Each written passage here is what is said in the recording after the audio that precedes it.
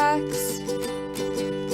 Bravely we prove in our striving, trudging together each day.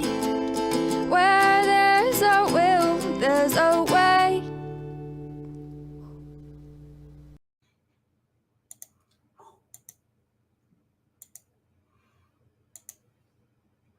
Good afternoon, my fellow trudgers. I hope you are having a good day. Checking a friend request here, right? So I have friend requests. There's no other friends, but there's nothing really going on with this. But I bet as soon as I confirm it, I bet I will get something in Messenger like a hello, a hey. Something will pop up. All right, this is way too dark. There we go. We'll go with that. Okay, I have to sit forward a little bit. Okay. Don't move.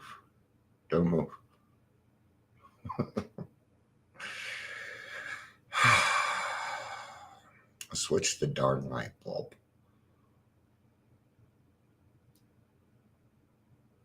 Do you know how many people with ADHD it takes to change a light bulb? Squirrel.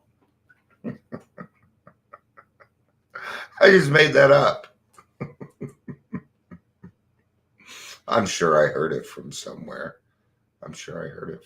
Today we're talking about toward partnership. Toward partnership, man. And I have found that as I've gotten into this recovery thing, that relationships weren't quite what I thought they were. I'm 53 and learning how to be a good friend. And sometimes it's embarrassing because, like, gosh, we're a little bit older. Shouldn't we know this stuff by now? And, that makes it real easy. To slip into self-pity. Okay. It's never too late. Okay.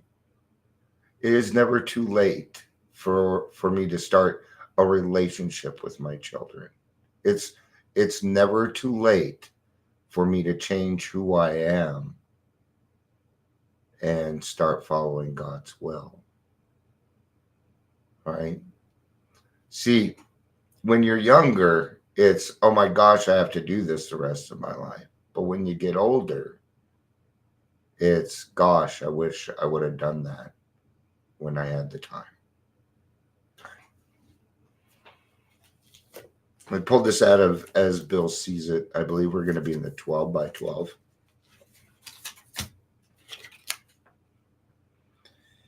Yep. 12 by 12, page 118. Good afternoon. Good afternoon to you.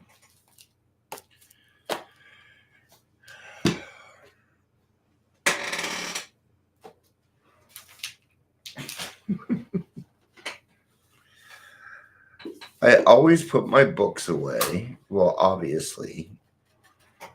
And then I can't find them. Anyway, we're going to be in the 12 by 12 here. It couldn't have gone far. I haven't gone anywhere. If it were a snake, means I would have been bitten. Page 118. Yeah, I need to get that taken care of because it's hard to read. 118.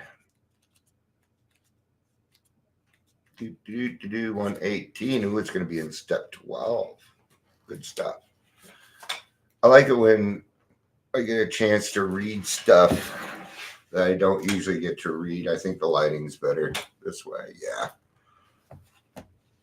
All right. We have to go back one here.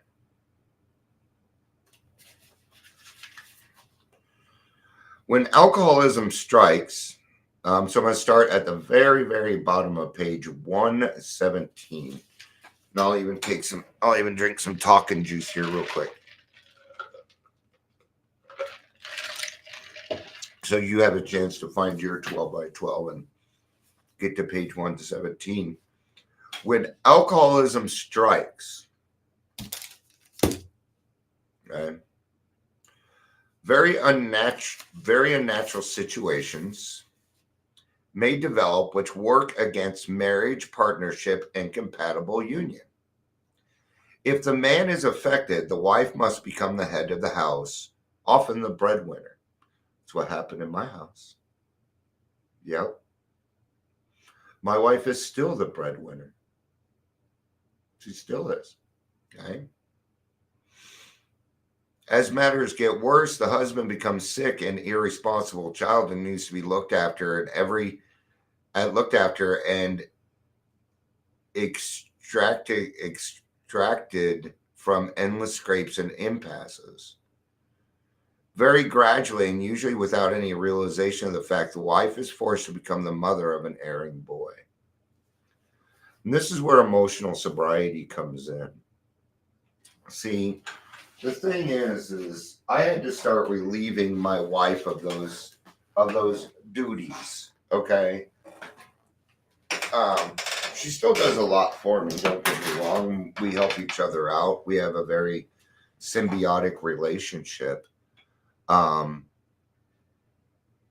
it evens out.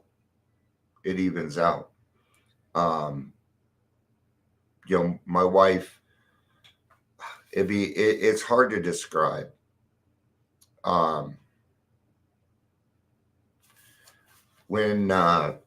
Because of my PTSD, it's been harder for me to get out and get a job and do certain things. And I am not allowed to work unless I am helping other people.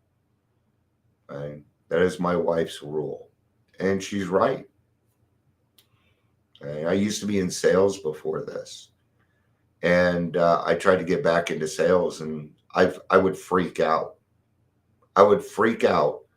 And I would run out of the room. Literally, that's what I would do. I'd hang up the phone and I'd leave. I wouldn't even tell them I was quitting. I would just leave.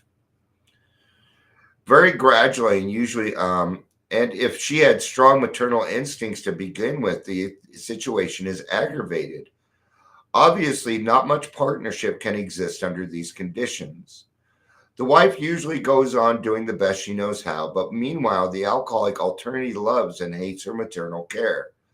A pattern is thereby established that may take a lot of undoing later on. Nevertheless, under the influence of AA's 12 steps, these situations are often set right.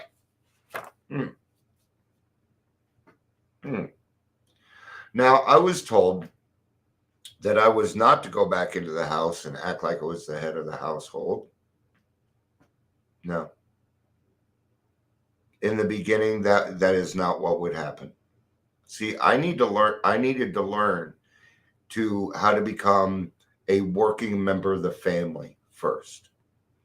Okay, so my sponsor told me, Dion, instead of going in there and apologizing, go and do the dishes, clean up a little bit, help around the house. Okay, and if you can't find anything to do, then you go to her and you ask her what needs to be done. You ask her how you can alleviate what it is that she is doing, and then you take those things over. Okay, and that's still what I do. It's still what I do. Okay, and what that does, it allows me to be able to do things like this.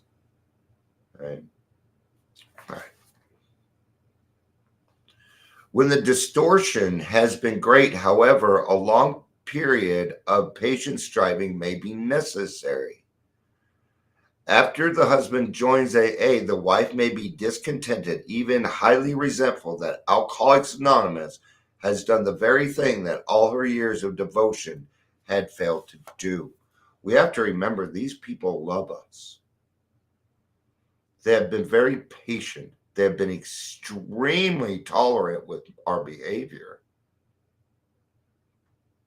Yeah. It's exactly what went on. And guess what? They're tired of it. They're tired of hearing sorry. They're tired of hearing the excuses. They don't want it anymore. Right? So when we sober up, it's our turn. It's our turn. Okay? Now, usually a couple of things happens here. Okay? It is usually best for the partner to go to Al-Anon. Okay? Without Al-Anon, the person that is codependent, who is also has a spiritual malady, may not get well. And if these two people do not grow together, they may split. That's usually what happens. Let me rephrase that. That's usually what I have seen happen. Okay. When we get into relationships too soon, okay, because right now what we're talking about is a situation where two people have been together while this person was drinking.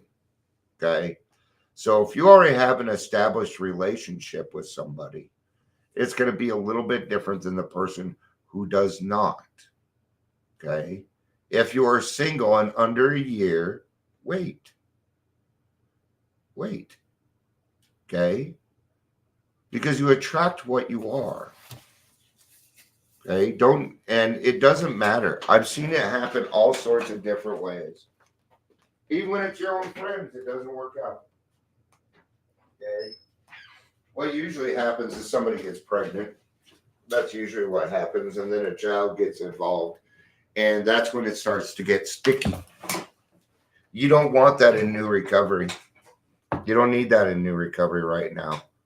Okay. No major changes in the first year. No major changes. Okay. So her husband may become so wrapped up in AA and his new friends that he is inconsiderately away from home more than when he drank. Seeing her unhappiness, he recommends the AA's 12 steps and tries to teach her how to live. This will be a mistake. Okay. I was in sales for a while, for a long time. And I was a national recruiter and trainer. And I would train people how to sell. Okay. Do not sell to your family. Don't. You will do them a disservice. You will not cover everything. You won't. I know you won't. You'll become lazy. Then you'll get an automatic sale, and that's how you will think it is done. And you will not make it because you did not actually close anything. Okay, we call that low-hanging fruit. I call that sandbagging. Okay, where I know I can go and get that. Okay, well, there's no challenge there. Okay, when you're a salesperson, you don't challenge yourself, you won't learn, and therefore you won't be a part of the conversation. See, a sales pitch is a conversation. Okay, I was great at sales. I always closed. My problem is I wouldn't gouge. I didn't make a lot of money in sales, but I was a great salesperson. Even when I did sales, I had to do it the right way or I wouldn't do it. And I did credit card sales. You know how hard that is to be legitimate in credit card sales? Huh. It was easier than being a recovery coach in Colorado. Woo! All right. She naturally feels that for years she's made a far better job living than he has. Here's the thing. I don't care how much time I have no right to tell anybody else how to live their life. Period. I just don't. You don't have that right. I don't care if it's your significant other. Do this by example. Okay. There are some people that, yeah, they want you to change, but for them, the relationship may be over with. I've seen that happen too. It's usually when the significant other does not want to go to Al-Anon, which is their right. That's their right. Okay. Either way, we have to remember that these people have been very patient and tolerant with us for years. So now that we found our answer, I tell you now, I went to AA and my wife saved my fucking life. My mother saved my life. Okay? And I give them that credit. You bet. My wife would, this is what my wife used to say to me. I know the sober Dion. So I'm going to love you until you learn how to love yourself.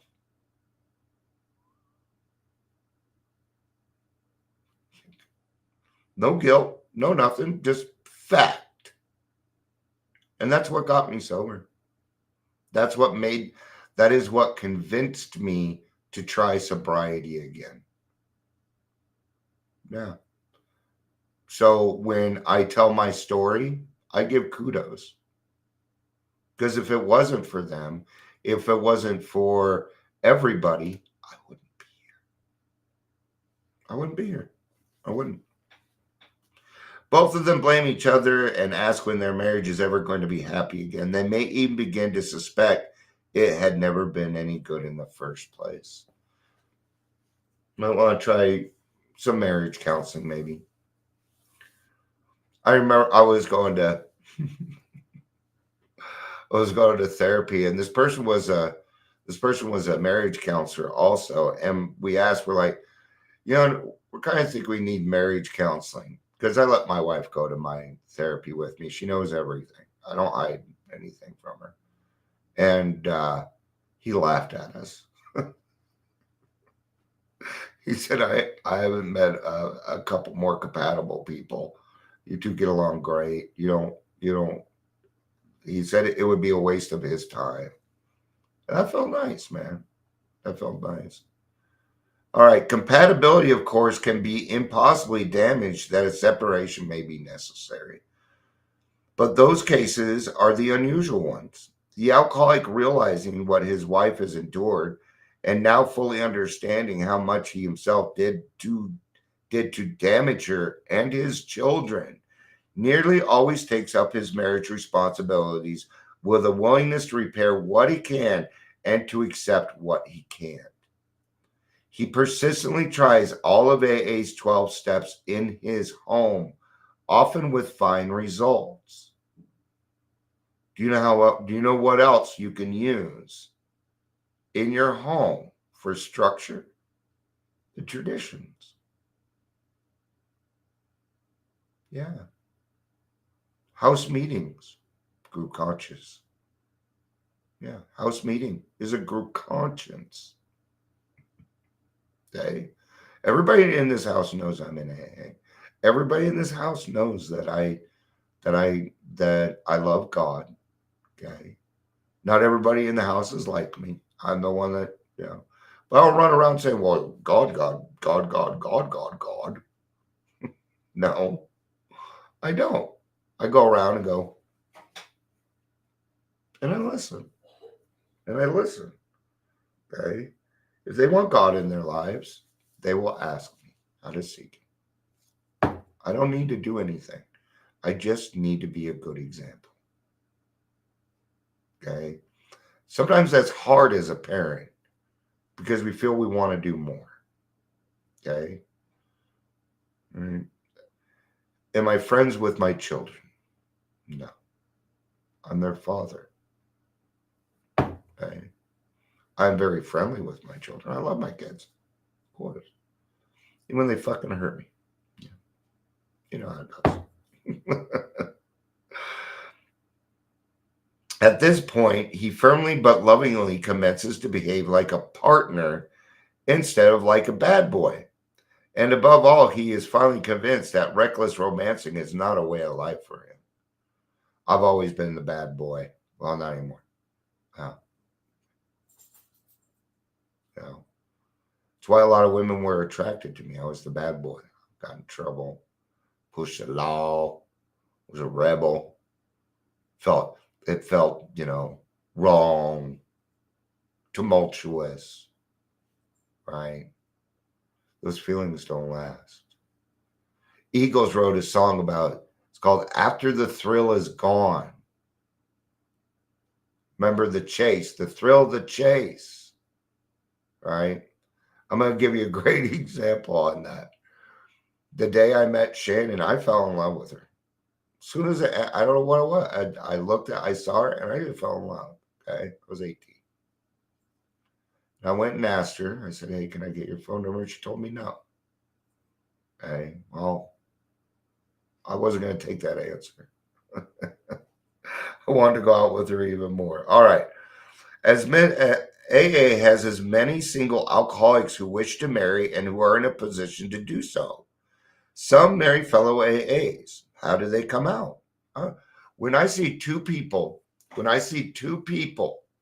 that have completed the work, who are living their lives separately, and then they bring it together, it's a beautiful union.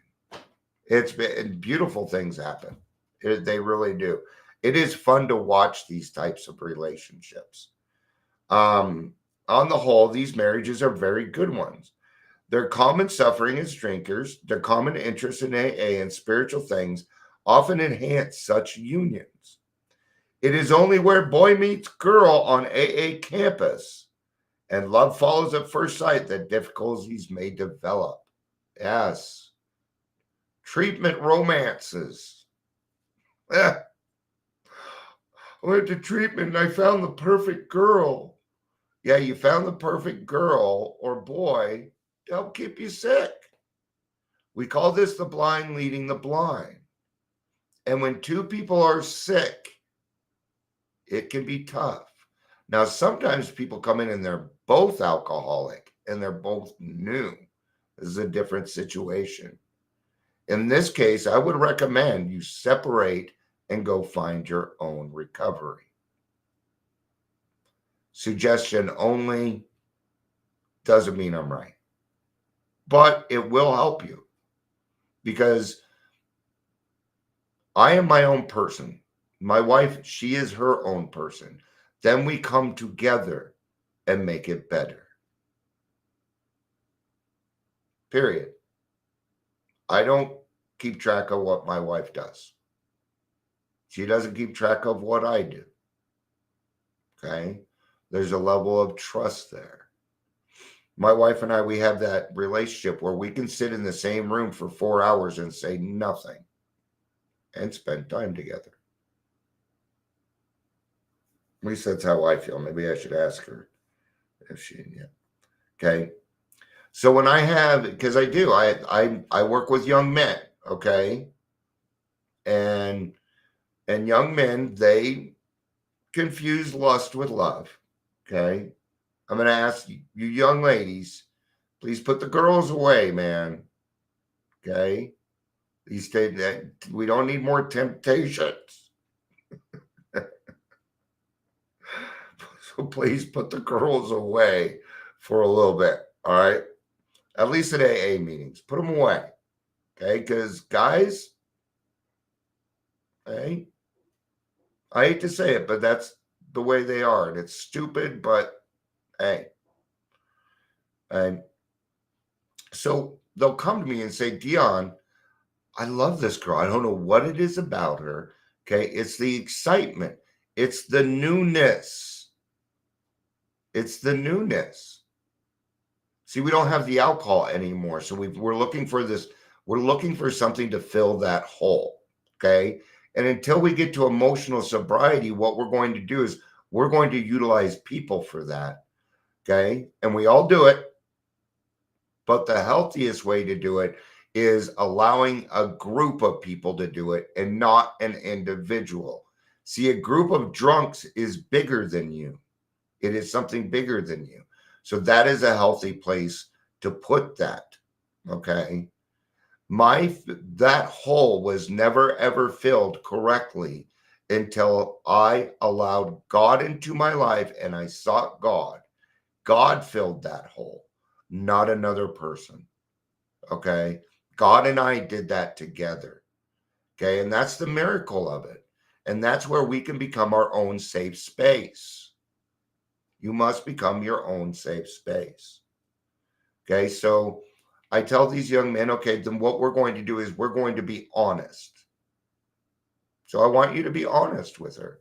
They always come back and say, well, she didn't want that. And I said, see, now if you would have followed through on that,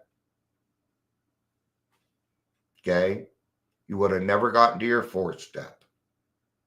Okay. You cannot start a new relationship. You know how much effort that takes? A new relationship and writing your fourth step. Okay. That is too much of a distraction. Too much. Okay. Because why? Because in the beginning, lust will win out. It'll do it. Okay. And don't get on yourself because you might feel that way. We're dealing with natural human instincts here. Okay. It's just that we were never taught the right way to use them. And so we're learning, right? We're learning. Just like Dion said earlier, I'm 53 and learning what it means to be a good friend. Nothing wrong with that. The prospective partner needs to be solid AAs and long enough acquainted to know that their compatibility at spiritual, mental, and emotional levels is a fact and not wishful thinking. Okay, have you ever based a intimate relationship based on spirituality? Yep. See, there was a reason I fell in love with Shannon like I did. Okay. I knew she was my counterpart. I knew that was the person in this world that would help me become an even better person. It was her spirit. I was just attracted to it. And I still am. Okay. She has the biggest servant heart I've ever seen in my life. So much that sometimes we argue about it. Okay. Well, we don't argue, but, at the same time, who am I to say?